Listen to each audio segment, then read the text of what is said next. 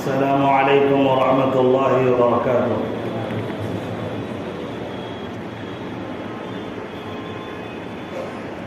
الحمد للہ نحمده ونستعینه ونستغفره ونؤمن به ونتوکل علیہ ونعوذ باللہ من شرور انفسنا ومن سیئات اعمالنا من يهده الله فلا مضل له ومن يضلله فلا هادي له ونشهد أن لا إله إلا الله وحده لا شريك له ونشهد أن سيدنا ومولانا محمدا عبده ورسوله اللهم صل على سيدنا محمد وبارك وسلم وعلى آله وأصحابه أجمعين أما بعد فأعوذ بالله من الشيطان الرجيم بسم الله الرحمن الرحيم لقد من الله على المؤمنين إذ بعث فيهم رسولا من أنفسهم يتلو عليهم آياته ويزكيهم ويعلمهم الكتاب والحكمة وإن كانوا من قبل لفي ضلال مبين وقال تعالى في مقام آخر منها خلقناكم وفيها نعيدكم ومنها نخرجكم تارة أخرى صدق الله العظيم وقال النبي صلى الله عليه وسلم الأنبياء أحياء في قبورهم يصلون أو كما قال عليه الصلاة والسلام نہ میں کا ذکر نہ پینے کی بات کرتے ہیں، نہ میں کا ذکر نہ پینے کی بات کرتے ہیں، میں کہتے ہیں شراب کو، نہ شرابی ہیں نہ شراب پینے کی بات کرتے ہیں، نہ میں کا ذکر نہ پینے کی بات کرتے ہیں، ہم اہل دل ہیں اور مدینے کی بات کرتے ہیں۔ وہ مردہ دل ہیں جو قائل نہیں حیات النبی کے، وہ مردہ دل ہیں جو قائل نہیں حیات النبی کے، ہم زندہ دل ہیں اور جینے کی بات کرتے ہیں۔ میرے واجب الاحترام بزرگوں اور بھائی اور اسلام کے غیور فرزندوں، اللہ تبارک و تعالیٰ کا احسان و کرم ہے کہ اللہ تعالیٰ نے ہم سب کو ایمان کی دولت سے نوازنے کے بعد پیارے آقا صلی اللہ علیہ وسلم کی امت میں پیدا فرمایا۔ یہ اللہ تبارک و تعالیٰ کی بہت بڑی توفیق ہے کہ اللہ نے انسان بھی بنایا، مومن بھی بنایا، پیارے آقا کی امت میں بھی پیدا فرمایا۔ دنیا میں اور بھی انسان آئے، مومن آئے، مسلمان آئے، لیکن سب پہلی امتیوں میں، پہلے نبیوں کی امتی میں آئے، لیکن جو سید الانبیاء ہیں، سید الرسل ہیں، حضرت محمد صلی اللہ علیہ وسلم جو نبی الانبیاء ہیں، انبیاء کے بھی نبی ہیں، اللہ تعالیٰ کا احسان ہے کہ اللہ تعالیٰ نے اس ذات اقدس کے امت میں اللہ نے پیدا کیا اور ماننے کی بھی توفیق نصیب فرمائی۔ معزز حاضرین، اللہ تبارک و تعالیٰ نے پیارے آقا صلی اللہ علیہ وسلم کو اس دنیا میں لوگوں کی ہدایت کے لیے بھیجا۔ پیارے آقا صلی اللہ علیہ وسلم کو اللہ تبارک و تعالیٰ نے سب سے اونچا مقام عطا کیا۔ یہ ایسی بات ہے جو کسی سے ڈھکی چھپی نہیں ہے۔ ہمارے نبی کا مقام سب سے اعلیٰ ہے، افضل الخلائق ہیں، یہاں تک کہ پیارے آقا صلی اللہ علیہ وسلم جہاں آج آرام فرما رہے ہیں اور جو مٹی نبی پاک علیہ الصلوۃ والسلام کے جسم سے لگ رہی ہے، وہ مٹی بھی عرش و کرسی سے اعلیٰ ہے۔ ہمارا یہ عقیدہ ہے، جو ظاہر ہے افضل الخلائق ہے، عرش و کرسی سے بھی افضل اللہ تعالیٰ نے پیارے آقا کو بنایا، تو جو اس کی صحبت میں آ گیا اللہ تعالیٰ اس کو بھی بلند کر دیتا ہے، اس کے مقام کو بھی اللہ بلند کر دیتا ہے۔ پیارے آقا صلی اللہ علیہ وسلم کی جہاں اور بھی خصوصیات ہیں، ایک خصوصیت یہ بھی ہے، انبیاء کی اور بھی جہاں خصوصیات ہیں، خصوصیت یہ بھی ہے کہ انبیاء کرام علیہم الصلاۃ والسلام مرنے کے بعد اپنی قبروں میں زندہ ہوتے ہیں۔ اس کی سب سے بڑی دلیل یہ ہے، اللہ تبارک و تعالیٰ نے قرآن مقدس میں شہداء کے بارے میں فرمایا کہ شہداء جو اللہ کے راستے میں شہید کر دیے گئے وہ مردہ نہیں ہوتے بلکہ وہ مر کر بھی زندہ ہوتے ہیں۔ جو شہداء ہیں چاہے وہ کسی دور میں بھی اس کو شہادت ملی ہو، اس کے بارے میں یہ فضیلت ہے اور اس کا یہ درجہ ہے، یہ مقام ہے کہ اللہ نے صاف منع کر دیا کہ خبردار اس کو مردہ نہ کہنا، بل احیاء ولکن لا تشعرون، بلکہ یہ زندہ ہے لیکن تم ان کی زندگی کو محسوس نہیں کر سکتے۔ یہ اللہ تعالیٰ ہی جانتا ہے کس طرح زندہ ہے، لیکن یہ ایک بات طے ہے کہ اللہ تبارک و تعالیٰ نے انہیں قبروں میں زندہ رکھا ہے۔ اس کی وجہ کیا ہے؟ اگر وجہ دیکھیں گے اس وجہ میں سب سے اعلیٰ کوئی ذات ہے، وہ انبیاء کی ذات ہوتی ہے، وہ نبی کی ذات ہوتی ہے۔ وہ وجہ کیا ہے؟ وہ یہ ہے کہ ایک شہید ہونے والا اس نے اللہ تبارک و تعالیٰ کے کلمے کو بلند کرنے کے لیے ایک ایک سیکنڈ لگا دیا، یہاں تک کہ خون کا آخری قطرہ تک بہا دیا۔ اب مجھے کوئی بتائے کیا جو شہید جو امتی ہے نبی سے بڑھ کر دین کا کام کرتے ہیں، کیا نبی سے بڑھ کر اعلاء کلمت اللہ کا کام کرتے ہیں؟ نہیں، ہرگز نہیں۔ یہ امتی کے بس میں نہیں کہ نبی سے بڑھ کر وہ کام کرے۔ پتہ یہ چلا نبی کا جب سب کام اعلاء کلمت اللہ کے لیے سب سے اعلیٰ ہے تو جو نبی کے بعد آئے نبی کے امتی ہیں اگر وہ دین کا کام کرتے ہوئے دنیا سے جائیں اور شہادت انہیں ملتی ہے اور وہ خون بہاتے ہیں اور ان کو یہ مقام ملتا ہے کہ وہ زندہ ہیں، تو جو نبی ایک ایک سیکنڈ اللہ کے حکموں پر گزار دے، اعلاء کلمت اللہ کے لیے وقف کر دے، قلیل مدت میں 1,24,000 صحابہ کرام کی جماعت کو پیدا کر دے اور ایک سیکنڈ کے لیے بھی نافرمانی نہ ہو، ظاہر ہے پوری زندگی اللہ کے کلمے کو بلند کرنے کے لیے لگا دی۔ ایک ایک پسینہ، ایک ایک خون اللہ تبارک و تعالیٰ کے عبادت میں لگائے، اللہ تعالیٰ کے کلمے کو بلند کرنے کے لیے، اللہ کے قرآن کو پہنچانے کے لیے، اللہ کی کتاب کو پہنچانے کے لیے لگا دیا۔ کیا وہ قبر میں زندہ نہیں ہو سکتے؟ ظاہر ہے یہ جب ان کو مقام ملا شہیدوں کو تو نبی کو تو اس سے اعلیٰ مقام ملا۔ میں اس پر کچھ دلائل دوں گا، یہ بھی باتیں معلوم ہونی چاہیے۔ جب قبر پہ نبی کے پاس جاتے ہیں وہاں جا کر آپ پڑھیں، قرآن مقدس کی آیات آج بھی لکھی ہوئی ہیں، وہ عرب لوگ ہیں، انہوں نے قرآن مقدس کی آیات وہاں لکھی ہے۔ قرآن مقدس کی سورہ حجرات کی آیت ہے کہ اللہ تبارک و تعالیٰ نے قرآن میں فرمایا لا ترفعوا اصواتکم فوق صوت النبی، کہ نبی کے پاس آواز کو بلند نہ کیا کرو۔ کیوں؟ اس لیے کہ اب تم سلام کر رہے ہو، نبی تمہارے سلام کو سن رہا ہے تو تم بھی ادب کے ساتھ کھڑے ہو کر سلام کرو۔ نبی کے پاس کھڑے ہو کر سلام کریں گے تو نبی خود سنتے ہیں اور جواب بھی دیتے ہیں، اور دور سے اگر کریں گے نبی پاک علیہ الصلوۃ والسلام نے فرمایا کہ جو مجھ پر دور سے درود بھیجتا ہے فرشتے مستقبل کی درود کو پہنچا دیتے ہیں۔ اس طرح نبی پاک علیہ الصلوۃ والسلام ہر وقت متوجہ ہیں، زندہ ہیں، مسلسل باحیات ہیں اپنی قبروں میں۔ اس کے لیے میں کچھ دلائل دوں گا جس سے آپ کو سمجھ آ جائے گا۔ انبیاء کرام علیہ الصلوۃ والسلام کی خصوصیات عام امتی سے الگ ہے۔ میں نے قرآن مقدس کی آیت پڑھی، میں چاہوں گا کہ میں تھوڑا تیزی سے یہاں سے چلوں، تیزی سے چلتے چلتے بیان کروں اور آپ بھی میرے ساتھ ہو جائیے۔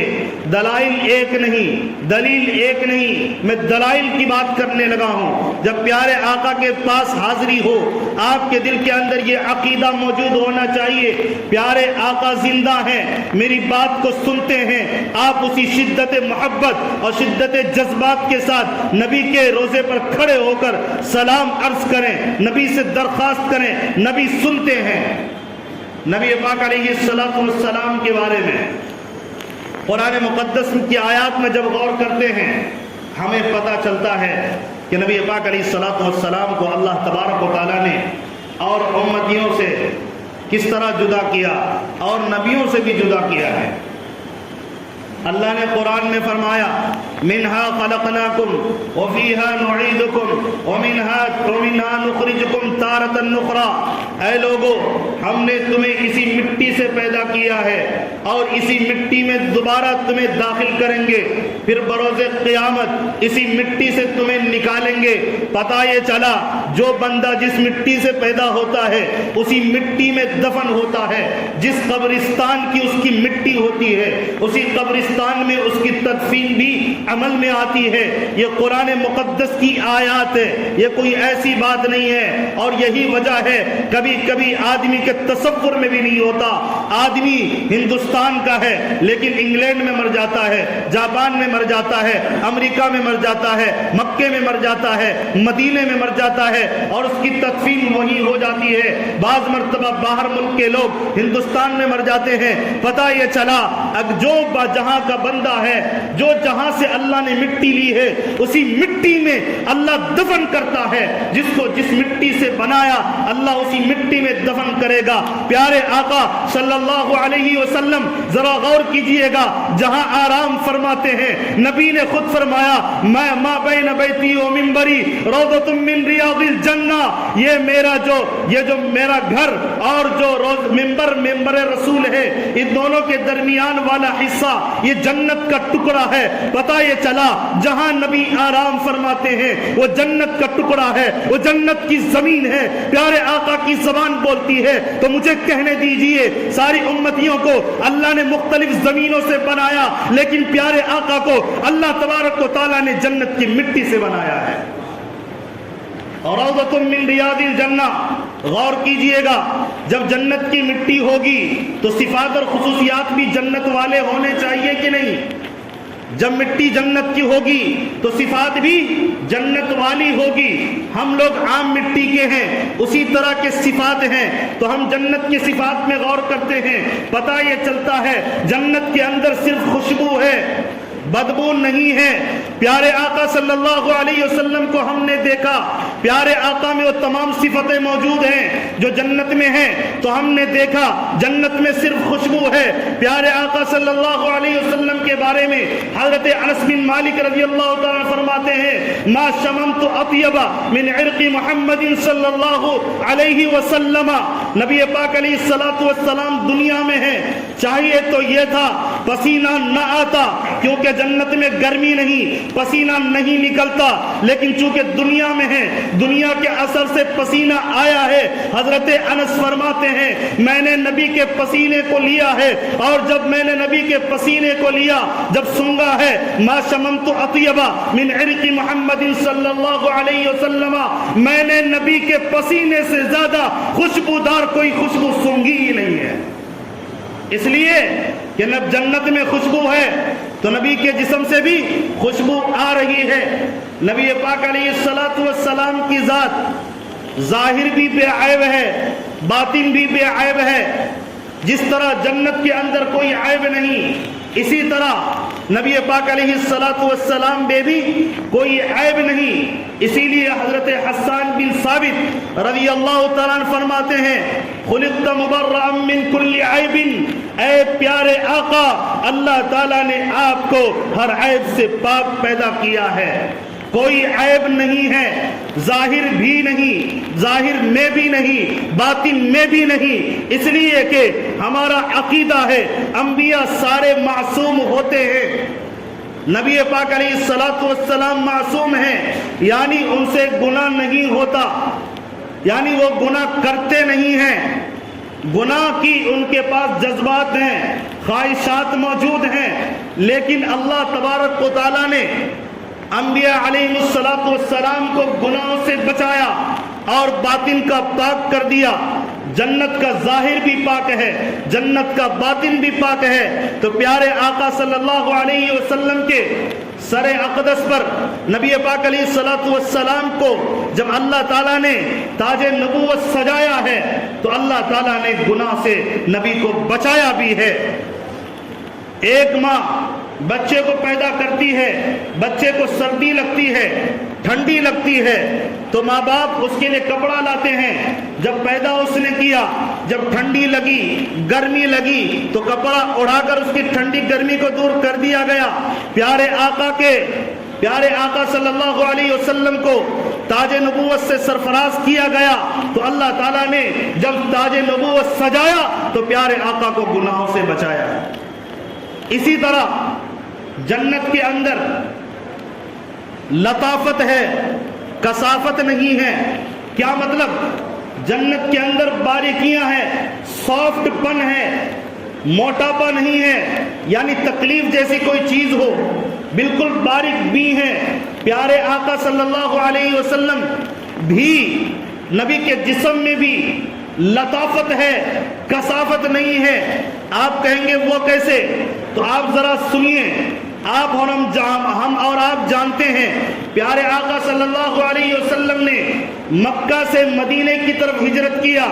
ہجرت کی رات میں حضرت ابو بکر صدیق رضی اللہ تعالیٰ کو ساتھ لیا، کچھ دور چلے ہیں، نبی پاک علیہ الصلوۃ والسلام کے پیر تھکنے لگے۔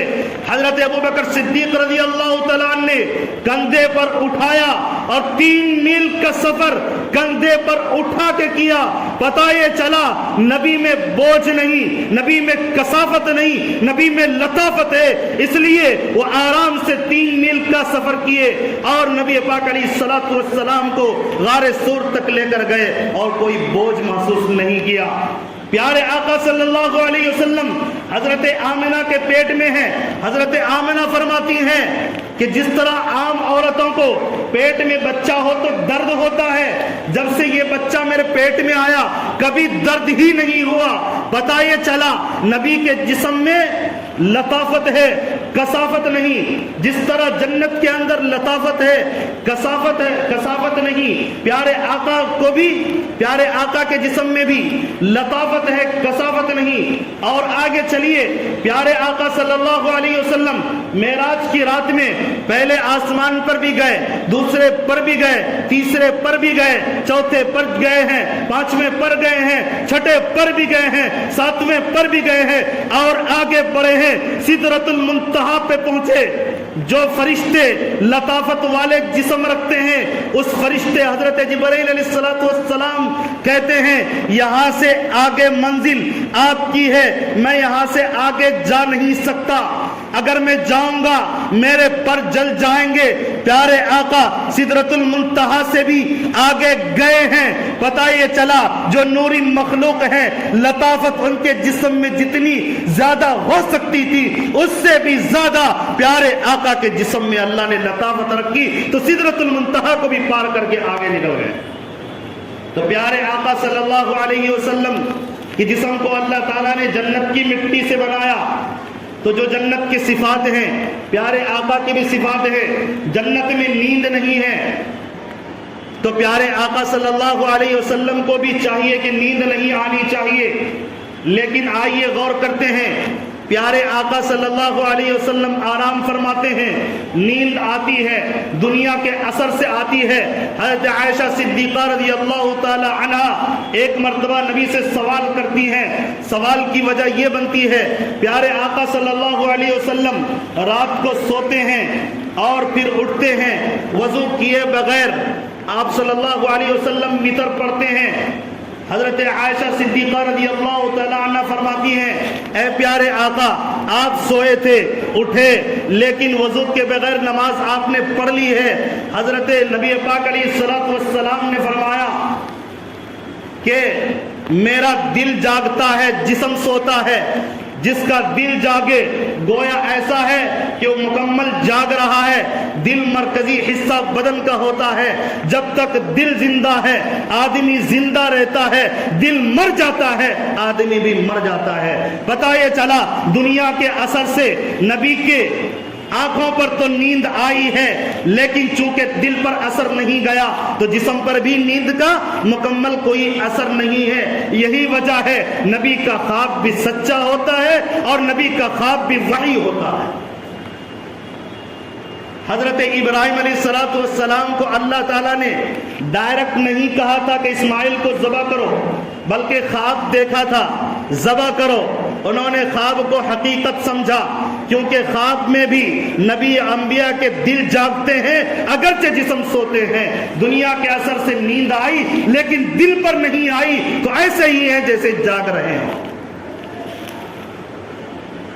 پیارے آقا صلی اللہ علیہ وسلم مکمل پاک ہیں، ظاہر کے اعتبار سے بھی آپ کہیں گے وہ کیسے؟ چلیے دیکھتے ہیں۔ بول و براز ہے، لوگ پیشاب پاخانہ کرتے ہیں، ہم اس کو گندگی سمجھتے ہیں اور وہ گندگی ہے بھی، لیکن آئیے روایت دیکھتے ہیں۔ حضرت ام ایمن رضی اللہ عنہا نبی پاک علیہ الصلوۃ والسلام کی باندھی ہیں، وہ فرماتی ہیں ایک مرتبہ نبی پاک علیہ الصلوۃ والسلام رات کو اٹھے ہیں، اٹھ کر کسی برتن میں پیشاب فرمایا اور آپ آرام کرنے کے لیے لیٹ گئے۔ میں اٹھی اور مجھے پیاس لگی ہوئی تھی، مجھے پتہ نہیں چلا کہ برتن میں کیا ہے۔ اس برتن کو میں نے اٹھایا اور اس برتن میں جو کچھ تھا میں نے پی لیا ہے۔ نبی پاک علیہ الصلوۃ والسلام کو جب پتہ لگا، پوچھا کہ اس برتن میں پیشاب تھا، کیا ہوا؟ انہوں نے کہا پیارے آقا میں نے پی لیا ہے۔ نبی پاک علیہ الصلوۃ والسلام مسکرانے لگے اور کہا انکی لن تشتکی بطنکی بعد یومکی ھذا، اے ام ایمن آج کے بعد تیرے پیٹ میں کبھی درد نہیں ہوگا، جنت میں صرف شفا ہے، بیماری نہیں ہے۔ پیارے آقا کا پیشاب پی لیا ہے، انہوں نے پیا ہے تو اللہ تبارک و تعالیٰ نے ان کے پیٹ کو ہمیشہ کے لیے شفا یاب بنا دیا۔ حضرت عائشہ صدیقہ رضی اللہ تعالی عنہا ایک مرتبہ نبی پہلے گئے، قضاء حاجت کو گئے اور آئے ہیں۔ حضرت عائشہ صدیقہ رضی اللہ تعالی عنہا نبی کے بعد گئی ہیں اور آنے کے بعد کہتی ہیں پیارے آقا آپ جب گئے اس کے بعد میں گئی، وہاں تو میں نے کچھ بھی نہیں پایا، صرف مشک کی خوشبو آ رہی تھی۔ پتہ یہ چلا، روایات کو اٹھا کر دیکھتے ہیں، پتہ یہ چلتا ہے نبی انبیاء کرام کے براز کو، بولو براز کو زمین نگل لیتی ہے، اور نبی پاک علیہ الصلوۃ والسلام کے جسم میں بھی چونکہ صرف خوشبو ہی خوشبو تھی، اسی لیے نبی پاک علیہ الصلوۃ والسلام کے بولو براز میں صرف خوشبو ہی نظر آتا تھا، پسینے میں بھی خوشبو، بولو براز بھی شفا والا۔ تو جنت میں جو صفات ہو سکتے تھے پیارے آقا کی بھی وہ صفات ہیں۔ نبی پاک علیہ الصلوۃ والسلام قبر میں گئے ہیں، قبر میں نبی پاک علیہ الصلوۃ والسلام عام امتی کی طرح قبر میں لیٹے ہیں، آرام فرماتے ہیں، فرشتہ آتا ہے اٹھاتا ہے۔ روایات سے پتہ چلتا اٹھانے کے بعد انہیں سلایا، دوبارہ نبی انبیاء کو دوبارہ نہیں سلایا جاتا، دوبارہ موت نہیں دیا جاتا۔ عام امتی سے کہا جاتا ہے سو جاؤ، جیسے اگر وہ نیک تھا تو کہا جاتا ہے سو جاؤ جیسے پہلی رات کی دلہن سوتی ہے۔ نبی پاک علیہ الصلوۃ والسلام بھی قبر میں گئے، نبی پاک علیہ الصلوۃ والسلام کو اٹھا دیا گیا۔ پھر آپ صلی اللہ علیہ وسلم کو اگر کہا جائے سو جائے جس طرح پہلی رات کی دلہن سوتی ہے، تو جس طرح قبر کے اندر آدمی جب سوتا ہے، عام امتی سوتا ہے، روایت سے پتہ چلتا ہے اگر یہ انبیاء کو بھی کہا جائے تو عام امتی سوتے ہیں، چونکہ ان کے دل پر بھی نیند آتی ہے، تو یہ کہہ سکتے ہیں جب امتی سوئے تو دل بھی سوتا ہے اور جسم بھی سوتا ہے، اور جب نبی سوئے تو دل نہیں سوتا، صرف جسم سوتا ہے، اور جس کا دل جاگتا ہے اور اس کا جسم بھی جاگتا ہے۔ پتہ یہ چلا نبی قبر میں آرام فرما رہے ہیں تو زندہ ہے۔ اس لیے اب مجھے امید ہے ان باتوں کے بعد آپ کے سوالات ختم ہو گئے ہوں گے، اشکالات دور ہو گئے ہوں گے، اس لیے اس ادھیڑ دھن میں نہ پڑیں کہ پیارے آقا پتہ نہیں قبر میں زندہ ہے یا نہیں۔ میں نے دلیل مضبوط دی ہے، اللہ تعالی ہمیں بات سمجھنے کی توفیق عطا فرمائے۔ آمین و آخر دعوانا الحمدللہ رب العالمین۔